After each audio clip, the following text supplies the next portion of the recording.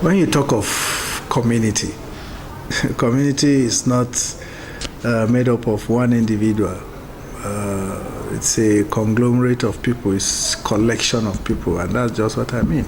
So, and if you are in a community where you share common interests, where you have common challenges, where you have issues affecting you equally, just like the next neighbor, and you come together, concerted efforts to overcome this menace or whatever the challenge is, could be seen as collective.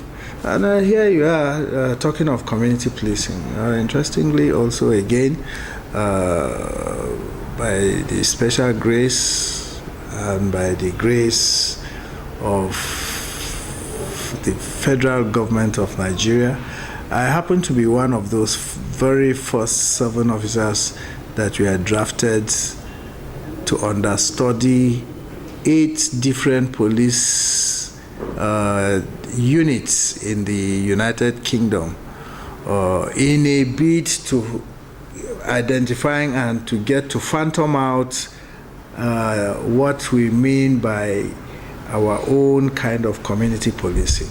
So that's also now made the authorities to make us understudy. This was in collaboration with development partners like the DFID, and then we understudy these forces and then phantom out our own form of community policing or community-led policing that will assume our culture in the whole country, because community policing, as you hear it, community is cultural based. So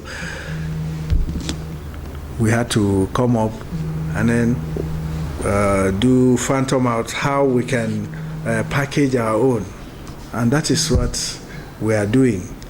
Community policing is a global strategy that is employed to manage and control crime.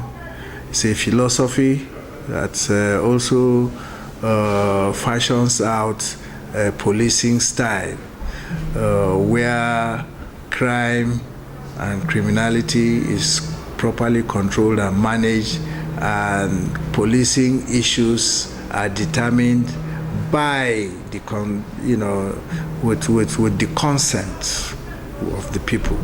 The people determine what their challenges are, then the police will now profile policing solutions to them.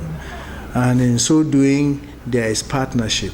In so doing, there is collaboration. In so doing also, you carry everybody along. It is supposed to be a collaborative, collective measures that will be put in place to checkmate criminal activities, to control crime and manage crime. It's not like it is a new concept in Nigeria. This thing started as far back as 2003, where we had a project called Community Policing Project. We commenced that by implementing what we think the community policing is. And we started this with pilot states. In fact, the first pilot of pilots was in Enugu. That was in 2003, where we conducted trainings for junior officers, trainings for senior officers, for intermediate officers, sensitizing members of the public to make them to have to know that something is coming, might be new, but it's not new as such because it is already the existing structures that are being harnessed to form this collaborative action. So when the IG, in his wisdom, after realizing that the beginning of it has not been very fruitful, and he now feels there is need to to reinvigorate.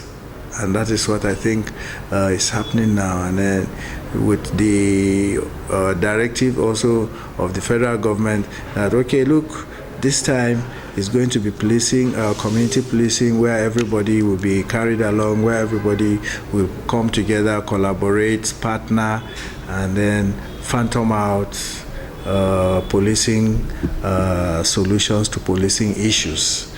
So the IG, in his own wisdom again, now try to look at it. What are those things that are possible? What are those things that can be practically done to push this thing home?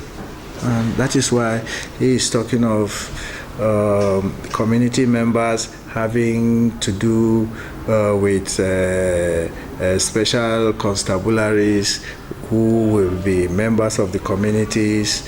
When we say members of the communities, credible members of the communities, who of course again are being selected by community leaders who are there to know who is the son of who does what, who is a responsible boy, who does, so that the real nitty-gritty of it will be harnessed. And you can only do that if you identify the good people so that they can carry this stride to the next level. Our security challenges these days are going like beyond what we expect, in the sense that the police alone cannot do it. So we need members of the public that will also partner with us and tell us their problems, and then we provide solutions to them. And then if their problem that has national outlook, then we give it a holistic approach. If it is a problem that it is only concerned with a particular area, you look at it and provide direct solutions to those specific problems, knowing also that the strategy is broken into different facets. It is proactive in nature, it is intelligence-led, it is collaborative, and partners. So you identify those partners. And as you said, PCRC. To me, PCRC is just a drip or a pinch of community policing, because members of the PCRC are members of the community that have organized themselves into a kind of wage to checkmate activities, to encourage performance, and also to assist to measure such performance. So PCRC is as good as a student union, it's as good as the Market Women Association, it's as good as the League of Civil Servants.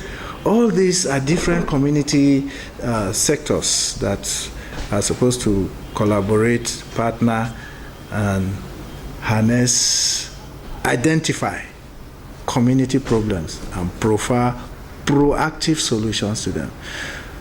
There are other challenges too that will require that reactive approach, but mostly community policing is talking of proactiveness, looking at assessing a situation and providing solutions that will make that negative act not to happen again.